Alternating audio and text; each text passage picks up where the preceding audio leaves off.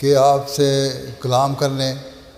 اور یہ مقام ملنے کا ذکر کرتے ہوئے فرماتے ہیں، یعنی مسیح علیہ السلام سے کلام کرنے کا، کہ میں نے جو کچھ پایا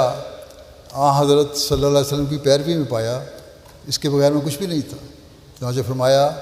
میرے نادان مخالفوں کو خدا روز بروز انواع و اقسام کے نشانات دکھلانے سے ذلیل کرتا جاتا ہے، اور میں اسی کی قسم کھا کر کہتا ہوں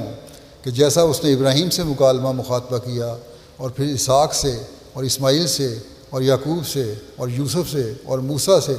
اور مسیح ابن مریم سے، اور سب کے بعد ہمارے نبی صلی اللہ علیہ وسلم سے ایسا ہم کلام ہوا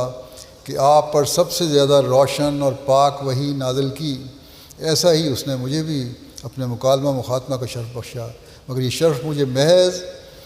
حضرت صلی اللہ علیہ وسلم کی پیروی سے حاصل ہوا۔ اگر میں حضرت صلی اللہ علیہ وسلم کی امت نہ ہوتا اور آپ کی پیروی نہ کرتا، تو اگر دنیا کے تمام پہاڑوں کے برابر بھی میرے اعمال ہوتے تو پھر بھی میں کبھی شرف مکالمہ مخاطبہ ہرگز نہ پاتا، کیونکہ اب بجز محمدی نبوت کے سب نبوتیں بند ہیں۔ شریعت والا نبی کوئی نہیں آ سکتا، اور بغیر شریعت کے نبی ہو سکتا ہے مگر وہی جو پہلے امتی ہو۔ بس اسی بنا پر میں امتی بھی ہوں اور نبی بھی، اور میری نبوت یعنی مکالمہ مخاطبہ الہیہ حضرت صلی اللہ علیہ وسلم کی نبوت کا ایک ذل ہے،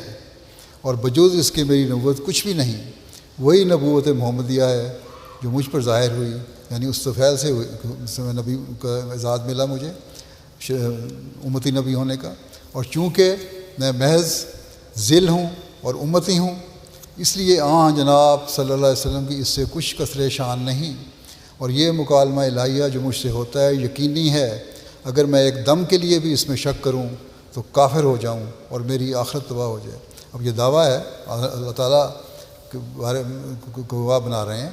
کہ میں نے جو کچھ پایا اس طرح پایا، اللہ تعالیٰ مجھے تباہ کر سکتا ہے اگر میں اس کو نہ مانتا ہوں۔ اللہ کے پیاروں کو تم کیسے